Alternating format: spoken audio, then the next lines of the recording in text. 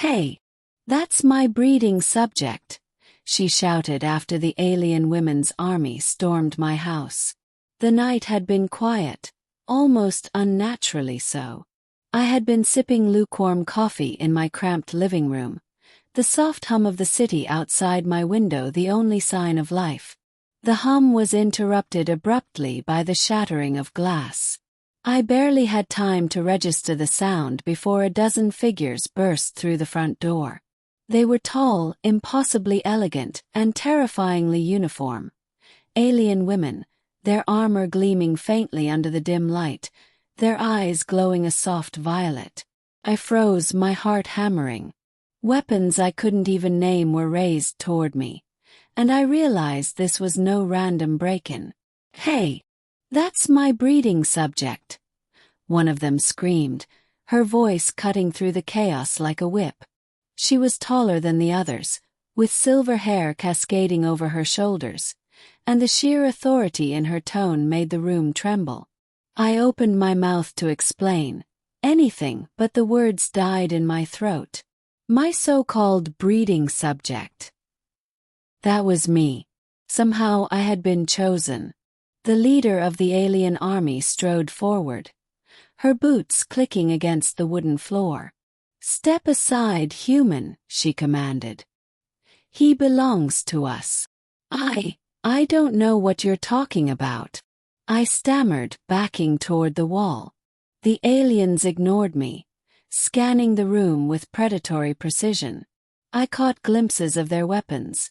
Some looked like rifles, others like metallic whips, all bristling with energy.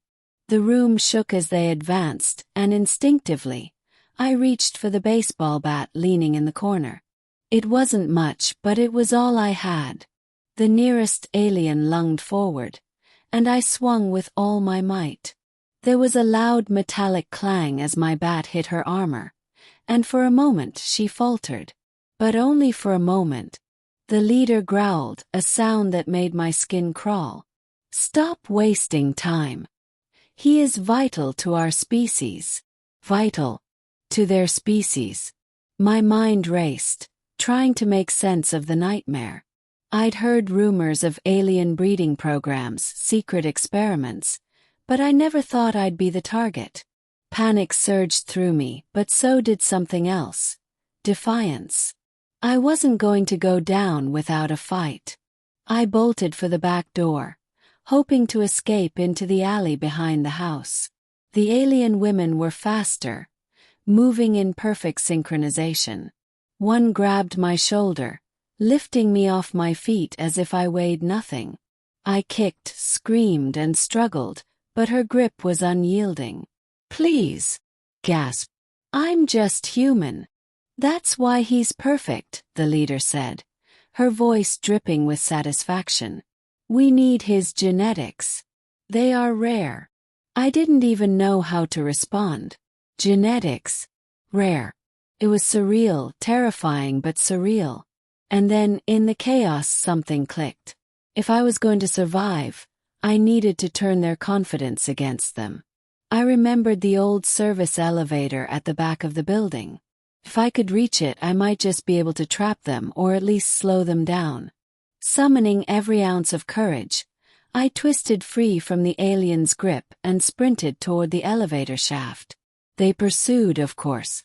Their synchronized movements were almost beautiful in their precision, but I was desperate. Reaching the shaft, I grabbed a heavy chain from a nearby maintenance closet and swung it with all my strength. It wrapped around the leading alien's legs, sending her crashing to the ground. "Not bad for a human," the leader sneered, but I saw a flicker of hesitation in her eyes. I slid into the elevator just as the rest of the army advanced. Pulling the doors closed, I held my breath as the metallic creatures pounded on the doors. The elevator jolted downward, groaning under the weight of my fear and adrenaline. Minutes or maybe hours passed. I couldn't tell. When the doors finally opened, I was in the basement, near the maintenance tunnels. I took a moment to catch my breath and assess my situation.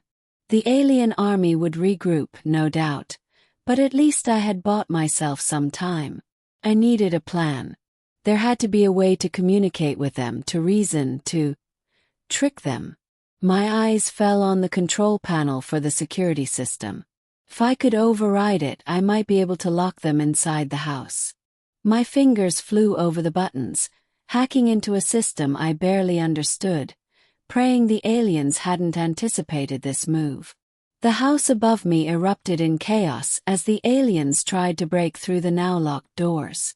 I activated the traps, locking doors, sealing windows, activating sprinklers.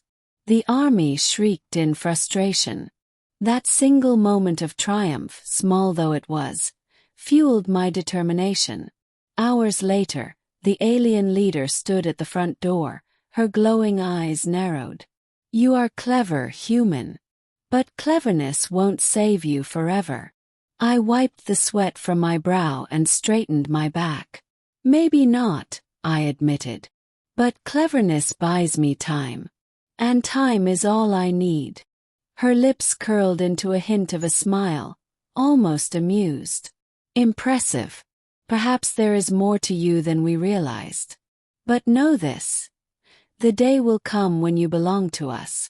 And on that day..." I didn't let her finish. I backed into the shadows, vanishing into the labyrinth of tunnels beneath the city. Tonight I survived. Tomorrow I would fight again. And someday, somehow, I would turn the tables completely. As I disappeared into the darkness, the echo of her scream lingered in my ears. "Hey! That's my breeding subject." And I smiled. Not because I was free, but because I had survived. Now,